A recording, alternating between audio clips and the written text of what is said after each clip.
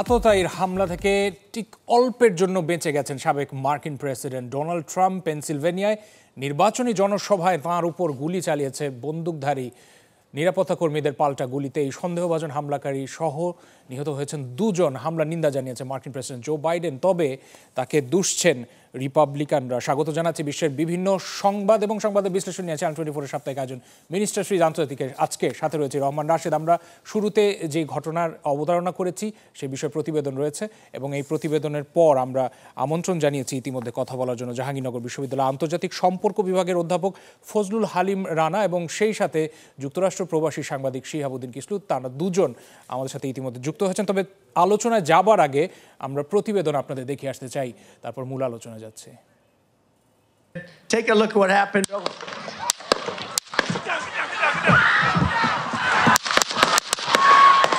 একবার নয়, দুবার নয়, 7 বারেরও বেশি গুলির শব্দ শোনা যায় ট্রাম্পের নির্বাচনী সভায়। যুক্তরাষ্ট্রের পেনিসিলভেনিয়ায় কয়েক মুহূর্ত যেন থমকে যায় আতঙ্কিত সমর্থকদের আর্তচিৎকারে।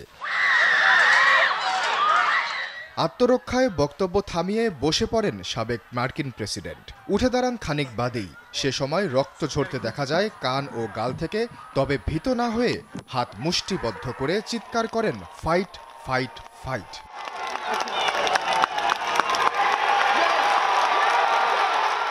এরপরই সিক্রেট সার্ভিস সদস্যরা ঘিরে ধরেন ট্রাম্পকে, দ্রুত সরিয়ে নেন ঘটনাস্থল থেকে। রিপাবলিকান দলীয় বিবৃতিতে জানানো হয়, আহত হলেও শঙ্কামুক্ত ট্রাম্প। তবে হামলায় প্রাণ গেছে দর্শক সারিতে থাকা এক সমর্থকের, আহত হয়েছেন আরও বেশ কয়েকজন। ঘটনাস্থলেই নিরাপত্তা কর্মীদের গুলিতে নিহত হন হামলাকারী। স্থানীয় সময় শনিবার সন্ধ্যা 6টায় বাটলার শহরে সবে বক্তব্য শুরু করেছিলেন ট্রাম্প। 6 মিনিটের মাথায় তার কানের উপরের অংশে গুলি লাগে। প্রত্যক্ষদর্শীরা জানান 148 গজ দূরের একটি ভবনের ছাদে রাইফেল হাতে এক যুবককে দেখতে পেয়েছেন তারা। সংবাদ সম্মেলনে মার্কিন গোয়েন্দা বাহিনী FBI ও পেনিসিলভেনিয়া পুলিশ জানায়, সন্দেহভাজন হামলাকারীর বয়স 20 বছর। তখন বিস্তারিত পরিচয় প্রকাশ না করলেও পরে FBI জানায় তার নাম থমাস ম্যাথিউ ক্রুকস, থাকতেন পেনিসিলভেনিয়ার বেথেল পার্কে। ঘণ্টাখানেক বাদে হাসপাতাল থেকে ছাড়া পান ট্রাম্প। নিজের সামাজিক প্ল্যাটফর্ম ট্রুথ সোশ্যালে দেয়া পোস্টে ধন্যবাদ দেন সিক্রেট সার্ভিসকে। জানান বুলেটে জখম হয়েছে তার কান, তবে ভালো আছেন তিনি। এ ঘটনার নিন্দা জানিয়েছেন সাবেক মার্কিন president George W Bush, Barack Obama, কানাডার প্রধানমন্ত্রী জাস্টিন ট্রুডো, যুক্তরাজ্যের প্রধানমন্ত্রী কিয়ার স্টারমার সহ বিশ্ব নেতারা। ঘটনার দ্রুত তদন্তের নির্দেশ দিয়েছেন মার্কিন president Joe Biden. There's no place in America for this kind of violence. যুক্তরাষ্ট্রে এ ধরনের সহিংসতার কোনো স্থান নেই। এটি জঘন্য অপরাধ। এ ধরনের অপরাধের বিরুদ্ধে আমাদের একাট্টা হয়ে কাজ করতে হবে। আমরা এরকম ঘৃণ্য ঘটনা বারবার হতে দিতে পারি না। And so I want to thank the Secret Service and all the agencies. Trump সমর্থকরা তো আছেনই, নিজ দলে তার বিপক্ষের নেতারাও একজোট হয়ে কথা বলছেন। হামলার জন্য বাইডেন ও ডেমোক্র্যাট নেতাদের দায়ী করেছেন রিপাবলিকানরা, যার মধ্যে ট্রাম্পের ভাইস প্রেসিডেন্ট প্রার্থী জেডি ভ্যান্স ও রিপাবলিকান প্রার্থী মার্জরি টাইলার গ্রিন অন্যতম। আশ্বাস চৌধুরী, চ্যানেল 24। মঞ্চের রক্তাক্ত ডোনাল্ড ট্রাম্প বলেছেন, ফাইট ফাইট ফাইট। এই যাত্রায় বেঁচে গেলেও লড়াইয়ে জিতবেন কিনা সেটা সময় বলে দিবে এবং 4 মাসেরও খুব কম সময় বাকি রয়েছে যেখানে US তাদের নাগরিকরা বেছে নেবেন যে তাদের পরবর্তী প্রেসিডেন্ট কে হবে। আমরা এই বিষয়ে কথা বলতে আজকে আমন্ত্রণ জানিয়েছি জাহাঙ্গীরনগর বিশ্ববিদ্যালয় আন্তর্জাতিক সম্পর্ক বিভাগের অধ্যাপক জনাব ফজলুল হালিম রানা এবং যুক্তরাষ্ট্র প্রবাসী সাংবাদিক শিহাবুদ্দিন কিসলু। দুজনই আমাদের সাথে ইতিমধ্যে অনলাইনে যুক্ত হয়েছেন। স্বাগত জানাচ্ছি দুজনকে, আশা করি আমার কথা শুনতে পাচ্ছেন। অধ্যাপক ফজলুল হালিম রানা, আপনার কাছে শুরুতে যাই। শিকাগো ইউনিভার্সিটি গত জুন মাসের কথা এক জরিপে সেখান থেকে বেরিয়ে এসেছে যে প্রাপ্তবয়স্ক আমেরিকান যারা রয়েছেন তাদের 10% বা সংখ্যা যদি বলি 2,60,00,000 মানুষ অন্তত মনে করছেন যে ডোনাল্ড ট্রাম্প দ্বিতীয় মেয়াদে যেন প্রেসিডেন্ট হতে না পারেন, সেই জন্য তারা সহিংসতাকে সমর্থন করেন।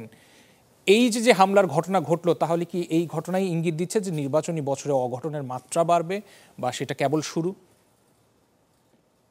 আমার কাছে যেটা মনে হয়, দেখুন, আপনি যে স্ট্যাটিস্টিক্স কিংবা জনমত জরিপের কথা বলছেন তার বাইরেও কথা আছে। অর্থাৎ খোদ মার্কিন যুক্তরাষ্ট্রের যিনি প্রেসিডেন্ট রয়েছেন এখন, আমি জোর কথা বলছি, জো বাইডেন নিজেও কিন্তু বলেছেন যে কোনো মূল্যে ট্রাম্পকে বা অর্থাৎ প্রেসিডেন্সিয়াল ইলেকশনে প্রতিহত করা হবে।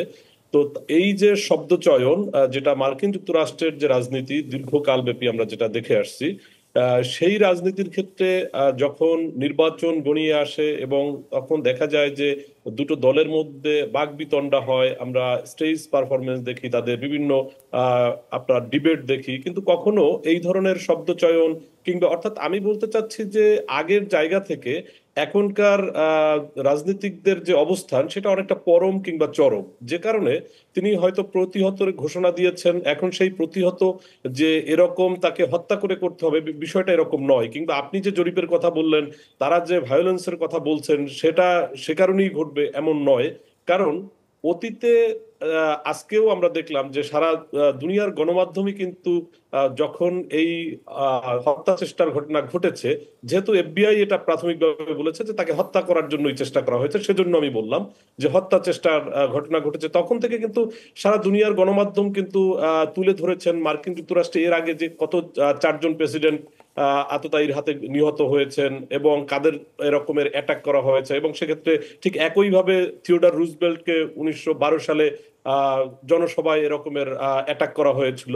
অর্থাৎ যখন দেখা গেছে যে কোনো গভর্নমেন্টের পলিসিকে কোনো গ্রুপ অফ পিপল কিংবা গ্রুপ অফ মব কিংবা গ্রুপ অফ সেকশন পিপল তারা এটাকে নিতে পারেননি, তারা এই চেষ্টাটা করেছেন। ঠিক তেমনি আবার পলিসি অফ প্রেসিডেন্ট বলতে ধরুন ট্রাম্পের একটি পলিসি ছিল যে তিনি মেক্সিকের এবং আমেরিকার সীমান্তে তিনি দেয়াল দিবেন। এখন এটা অনেকেই চরম বা পরম যারা রয়েছেন তারা হয়তো এটা মেনে নিচ্ছেন না।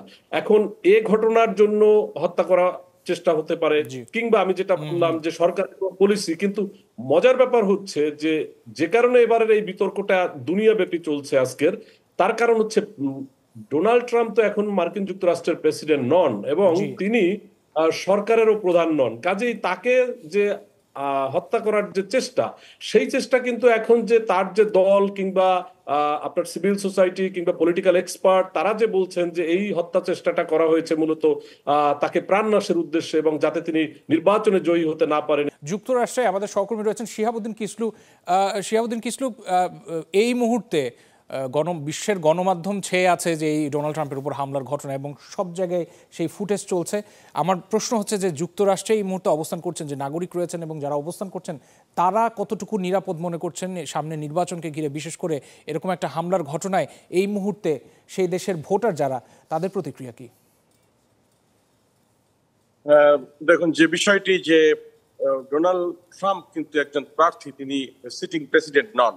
অতীতে যে জিনিসগুলো দেখা গেছে যে সিটিং প্রেসিডেন্টের উপরে হামলা হয়েছে বা তাদেরকে হত্যা করা হয়েছে বা হত্যার চেষ্টা করা হয়েছে, এবং এখানে যেটি গত মধ্যরাতে যে প্রেস ব্রিফিং এ বলা হয়েছে যে তারা নিশ্চিত হয়েছে যে তাকে হত্যার জন্যই এই হামলা করা হয়েছে। এবং তিনি যদিও রাতেই তার বিমানে নিউ জার্সির তার নিজস্ব বেড মিনিস্টার যে গলফ হাউস আছে সেখানে এসেছেন, কিন্তু যে বিষয়টি হচ্ছে যে কালকে সন্ধ্যা প্রায় 6:15টার দিকে এই ঘটার পরেই কিন্তু খুব দ্রুত এই খবর সর্বত্র ছড়িয়ে পড়েছে। এবং যে বিষয়টি যে নির্বাচন নিয়ে নানান ধরনের পরিস্থিতি এবং উত্তেজনা এগুলো চলছিলই, কিন্তু সেগুলো কিন্তু স্বাভাবিকভাবেই যুক্তরাষ্ট্রের জনগণ, যদিও বৃহত্তর, আমি যেহেতু নিউ ইয়র্ক থেকে বলছি যে আমার আশেপাশের যেই মানুষ, আমি তো অন্য রাজ্যের কথা বলবো না, বাট যেটা বিভিন্ন গণমাধ্যমে প্রত্যেকেই কিন্তু এই নির্বাচনের উপরে চোখ রাখছিলেন। কিন্তু যখন এই ডোনাল্ড ট্রাম্পের উপরে এই ধরনের হত্যার চেষ্টা হয়েছে, এটি কিন্তু মারাত্মক একটি প্রভাব পড়েছে এরই মধ্যে। এবং আমরা কাল রাতেই দেখেছি যে সাধারণ মানুষের, বিশেষ করে যারা আমি বলবো যে অভিবাসী সমাজ, আমরা অভিবাসী সমাজে থাকি, তাদের মধ্যে কিন্তু এক ধরনের শঙ্কা এবং উদ্বেগ কাজ করছে। এবং আমি নিজে গিয়েছিলাম ডোনাল্ড ট্রাম্পের যেই নিউ ইয়র্কের 5th অ্যাভিনিউতে যে তার যে বা যেখানে সে অবস্থান করে, এখানে আসলে সেখানেও কিন্তু নিরাপত্তা দ্বিগুণ করা হয়েছে। এবং আপনারা জানেন যে এই সাধারণত ডোনাল্ড ট্রাম্প যখন নিউ ইয়র্কে থাকেন না, তখন নিরাপত্তা কিছু শিথিল করা হয়। তো যে বিষয়টি আপনি জানতে চাচ্ছিলেন যে আসলে যে শঙ্কাটা, সেই শঙ্কাটা কিন্তু রয়েছে এবং এই বিষয়টি আরো অনেক দূর গড়াতে পারে বলে অনেকের মনে ধারণা আছে। তবে যে জিনিসটি সেটি হচ্ছে যে একটা দোটানা এবং যুক্তরাষ্ট্রের রাজনীতিতে যে একটা টালমাটাল অবস্থা, এটি প্রমাণ হয়েছে। এবং সবচেয়ে বড় বিষয় হচ্ছে যে এটি কিন্তু শুধুমাত্র যুক্তরাষ্ট্রের মধ্যেই আর সীমাবদ্ধ নাই, তার কারণ শুধু সংবাদে নয়, এই ঘটনাটা কিন্তু আন্তর্জাতিক রাজনীতিতে একটি ব্যাপক প্রভাব ফেলবে এবং যুক্তরাষ্ট্রের রাজনীতি এবং আন্তর্জাতিক রাজনীতিও নতুন একটা মোড় নিতে পারে। জি, আমরা ফিরবো আপনার কাছে এবং দর্শকদেরও জানিয়ে রাখি যে আপনারা দেখছেন সাপ্তাহিক আয়োজন মিনিস্টার ফ্রিজ আন্তর্জাতিক, এবং আমরা ইউএস ইলেকশন নিয়ে কথা বলবো এবং কথা বলছি ডোনাল্ড ট্রাম্পের উপর যে হামলার চেষ্টা করা হয়েছে সেই বিষয় নিয়ে। একটা ছোট বিরতি, সময় হলো, সাথেই থাকুন, একটু পরে আসছি আমরা।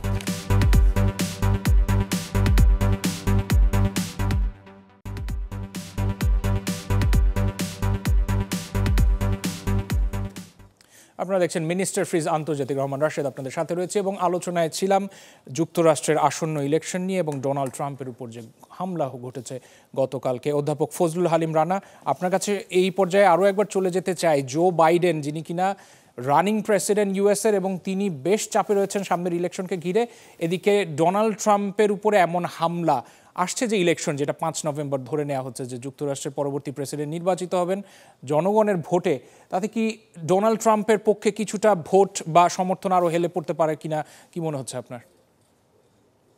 আমার কাছে যেটা মনে হয়, দেখুন, মার্কিন যুক্তরাষ্ট্রের নির্বাচন নিয়ে প্রফেসি করা আমার কাছে মনে হয় খুবই সহজ।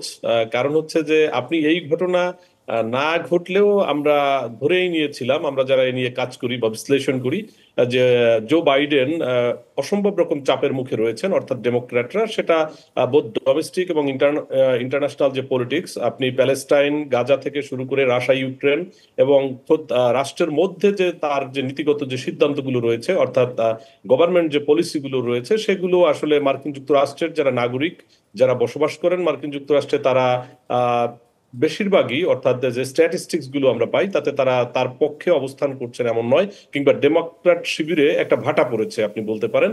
হ্যাঁ, তবে নিশ্চয়ই এই ঘটনা অতীতে হলে হয়তো, যেটা আমি আগের শুরুতে বলেছিলাম, যে অতীতে এগুলোর সাথে মার্কিন নির্বাচন কিংবা রাজনীতির মানে প্রভাব থাকে কি থাকে না, সেটা নিয়ে একটা বিতর্ক রয়েছে। কারণ কেউ কেউ মনে করেন যে আসলে এটা ব্যক্তি প্রেসিডেন্টকে হত্যা করার জন্য কোনো কোনো সেকশন বা কোনো কোনো মব বা গ্রুপ অফ পিপল চেষ্টা করে। কিন্তু এই মুহূর্তে এসে যেটা হয়েছে, যেটা আমি আরো একবার বলতে চাই, সেটা হচ্ছে তিনি এখন মার্কিন প্রেসিডেন্ট নন এবং তিনি সরকারেরও নেই। কিন্তু তিনি যেহেতু মার্কিন নির্বাচনে অংশগ্রহণ করতে যাচ্ছেন এবং তার যেহেতু পাল্লা ভারী রয়েছে, সেক্ষেত্রে তার দিকে আপনার যদি এখন কেউ বন্দুক তাক করে কিংবা তাকে হত্যা করার চেষ্টা করে, সেটাকে বিরোধী পোর্শন, অর্থাৎ রিপাবলিকানরা কিংবা সারা পৃথিবীর সকল বিবেকবান মানুষ এটাই ধরে নেবেন যে রিপাবলিকানদের ক্ষমতায় আসতে দেয়া হবে না, কিংবা প্রেসিডেন্টকে, অর্থাৎ ফর্মার প্রেসিডেন্ট ডোনাল্ড ট্রাম্পকে প্রেসিডেন্ট হতে দেয়া হবে না। সেজন্যই এই চেষ্টা, এবং সেটা আমার মনে হয় আপনার যে প্রশ্নের উত্তর আপনি ইতিমধ্যে পেয়ে গেছেন, সেটা একটু হলেও ইতিবাচক একটা মাত্রা যোগ করবে রিপাবলিকানদের জন্য। শিহাবুদ্দিন কিসলু, কি আপনি একই মত পোষণ করবেন কিনা? বিশেষ করে জো বাইডেন ডেমোক্র্যাটদের মধ্যেই খোদ চাপে রয়েছেন, এমনকি তার বয়স নিয়েও উদ্বেগ জানিয়েছেন কেউ কেউ, বা কথা হচ্ছে সেখানকার মানুষ বা তাদের কি মনে হচ্ছে যে তারা বাইডেনের পক্ষ ছেড়ে দিচ্ছেন বা তাকে সমর্থন কি আগের থেকে কম করবেন বলে মনে হয়? সেটা যদি হয়ে থাকে তাহলে কোন কোন বিষয়গুলো দায়ী থাকবে? নিশ্চিত করে বলা যায় যে আসলে এই ঘটনার আগেও কিন্তু আমরা ধরে নিয়েছি এবং এমনটাই হতে পারে, খুব মানে অমূলক হবে না যদি জো বাইডেন তার প্রার্থী থেকে সরে দাঁড়ায়। এবং আমার ব্যক্তিগত অভিমত যে এই ঘটনার পরে বিশেষ করে এমনও হতে পারে যে জো বাইডেন নিজেই বিষয়টি উপলব্ধি করতে পারেন যে তার অবস্থান এবং তিনি সরে দাঁড়াতে পারেন। যদিও তাকে নিয়ে ডেমোক্রেটিক পার্টির মধ্যে এবং দলের মধ্যে নানাভাবেই কিন্তু প্রক্রিয়া চলছে তাকে সরে দাঁড়ানোর ক্ষেত্রে চাপ দেওয়ার জন্য। ইভেন বারাক ওবামা থেকে শুরু করে অন্যান্য যারা ভেটারান আছে, এবং সাবেক স্পিকার ন্যান্সি পেলোসি, তিনিও। একটি গুরুত্বপূর্ণ বিষয় বলা দরকার যে রিপাবলিকান পার্টির যে হাউস লিডার রয়েছে, স্পিকার সহ, তারা কিন্তু এরই মধ্যে জো বাইডেনকে আনফিট ঘোষণা করেছেন এবং তারা কিন্তু একটি বিলও এনেছেন। যদিও সেই বিলটির মধ্যে এমন দুটো গুরুত্বপূর্ণ বিষয় রয়েছে যেটি এই নির্বাচনে ব্যাপক প্রভাব ফেলবে। সেটি হচ্ছে যে পাসপোর্ট বা সিটিজেনশিপের ডকুমেন্ট দেখাতে হবে, প্রমাণ দেখাতে হবে যে একজন নাগরিক, তিনি নাগরিক, তবেই তিনি ভোট দিতে পারবেন। তো এইটি আমি বললাম, আর অন্যগুলো কয়েকটি। কিন্তু ডেমোক্র্যাটরা তো তাদের যে ডেলিগেট, তারা তো আবার ইতিমধ্যে বাইডেনকে সমর্থন করে বসে আছেন। তারা কিন্তু সমর্থন করছে, যেমন বার্নি স্যান্ডার বলেছে গতকাল যে জো বাইডেনের পক্ষে এখন। কিন্তু যেটি হচ্ছে স্ট্র্যাটেজিক জায়গায়, যেটি হচ্ছে যে আমাদের মনে রাখতে হবে যে সোমবারে রিপাবলিকান পার্টির কনভেনশন, এর পরে কিন্তু ডেমোক্রেটিক পার্টির কনভেনশন। সম্ভবত যে রিপাবলিকান পার্টির কনভেনশনের পরেই ডেমোক্রেটিক পার্টির সিদ্ধান্তটি আসবে। তার কারণ যদি এই মুহূর্তে যে প্রার্থী দেওয়া হোক না কেন তার কিন্তু গোছানোর একটা বিষয় রয়েছে, সেটি কিন্তু এখনো পর্যন্ত হয়নি, বা যদিও চেষ্টা চলছে ভেতরে ভেতরে, যেটা শোনা যাচ্ছে যে তারা কামালা হ্যারিসকে নিয়ে জনমত জরিপ চেষ্টা করছে যে তার সঙ্গে ডোনাল্ড ট্রাম্পের ফারাক কতটুকু হবে। এছাড়া অন্য যারা এবং সেটা নিয়ে গণমাধ্যম CNN এরও একটা জরিপ আছে। এই বিষয়টা নিয়ে আপনাদের কাছে ফিরছে, একটা বিরতির সময় হলো। আপনারা দেখছেন মিনিস্টার ফ্রিজ আন্তর্জাতিক, সময় হলো আরেকটা বিরতির সাথেই থাকুন, একটু পর ফিরছি আমরা।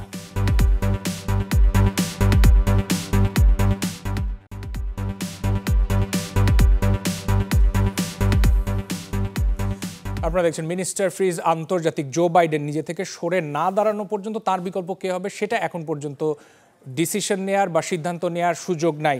আমি এই পর্যায়ে যুক্তরাষ্ট্র প্রবাসী সাংবাদিক শিহাবুদ্দিন কিসলু আপনার কাছে যেতে চাই। CNN এর জরিপ বলছে যে ডোনাল্ড ট্রাম্পের সাথে বাইডেনের পার্থক্য 6 পয়েন্টে গিয়ে আছেন ট্রাম্প এখানে, যেখানে ট্রাম্পের সাথে কমলা হ্যারিসের মুখোমুখি ব্যবধানে 2 পয়েন্টের ব্যবধান রয়েছে। এখন জো বাইডেন যদি সরে দাঁড়ায় সেই ক্ষেত্রে বিকল্প প্রার্থী কে কে হতে পারে? দেখুন, যে বিষয়টি আগেই বলা দরকার যে এখানে কিন্তু শুধুমাত্র যুক্তরাষ্ট্রের আভ্যন্তরীণ রাজনীতি জড়িত নয়। আমার কাছে মনে হচ্ছে যে ইতিমধ্যেই অনেক জায়গায় এই ধরনের একটা ইঙ্গিত দেওয়া হচ্ছে যে সেই জন এফ কেনেডির সময় যে আপনার কিউবান মিসাইল ক্রাইসিসের মতো একটি পরিস্থিতি এখন সারা বিশ্বে বিরাজ করছে, যে ইউক্রাইন নিয়ে এবং বিশেষ করে প্যালেস্টাইন নিয়ে, ইরান নিয়ে, এই জায়গাগুলোতে একই সঙ্গে তাইওয়ান এবং চীনের বিষয়টিও মেরুকরণ হচ্ছে নতুন করে। সেই ক্ষেত্রে কিন্তু এমন একজন তাদের প্রার্থী দরকার, যে প্রার্থী যুক্তরাষ্ট্রের এই অবস্থানকে, যে অবস্থান জো বাইডেন বলেছিলেন যে we are back in the world stage again, সেই জায়গাটাতে রাখতে পারে। তো যেই জায়গাটা হচ্ছে যে আভ্যন্তরীণ ভাবে কথা হয়েছিল, একটা ভালো পপুলার মত ছিল যে তারা মিশেল ওবামাকে চাইবেন, সেক্ষেত্রে মনে হচ্ছে না। এবং সবচেয়ে সম্ভাব্য একজন প্রার্থী ছিলেন ক্যালিফোর্নিয়ার যে গভর্নর নিউসাম, তিনি কিন্তু খুবই যোগ্য ছিলেন এবং অনেকের মত ছিল, কিন্তু মনে হচ্ছে যে তারা কেউই এই মুহূর্তে এই ধরনের রিস্ক, তাদের ক্যারিয়ারের রিস্ক নেবেন না।